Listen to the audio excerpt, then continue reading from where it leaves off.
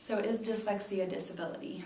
This is a tough question, and to be honest, I believe this is why most parents shy away from diagnosing. We hesitate. As a mom, I get it. My son is dyslexic, and I was torn at first because I didn't want him labeled with a disability and seeing that he couldn't do all that he could do.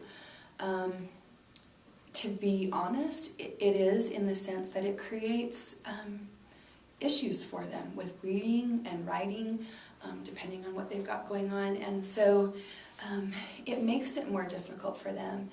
And it's important for them to know what's going on so that they don't feel that it has to do with their intelligence, because it doesn't. It's simply the way that their brain is wired. And it makes, a disability means that they just struggle with something. It's just not quick and easy and a lot of those things. And if we can kind of wrap our head around that way, that it just creates some hurdles for them, that we can give them the tools and the accommodations to help make this easier.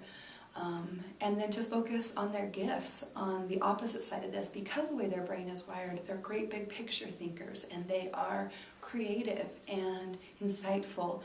And so one of the things that we need to do as parents and as teachers is to focus on these gifts and give them different venues to show what they know in their mind, so that everything doesn't have to come through the venue of reading and writing to show what they know, because then it really is a disadvantage to them. And so when we kind of focus on their gifts, and rather than having to do a written book report, let them stand up and do a project or talk about it.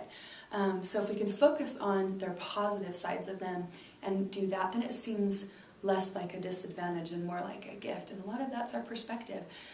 But I just would encourage parents to not be afraid of the label, because what it creates is the ability to get your student, your child, the help that they need to show how bright they are. We take away those hurdles when we give them that. It's just like when we go to the doctor, we want to know whether we've got strep throat or just the flu, because then we know what to do with it. If it's strep throat, then I can take an antibiotic. Well, if it's dyslexia, then I know what to do about it. And it's no longer this scary, ominous thing. So don't be afraid of it, because while it is a disadvantage in some ways, with the proper skills, they can find success in reading. And it means a great gift. So with knowledge, there is power, and letting them know what's going on and finding out what that is empowers both the student and the parents. And so it's never a negative thing to go that route. And I know that it's a challenge. I've seen the downside of it for my son, but I've seen the positives, and that's what we need to focus on.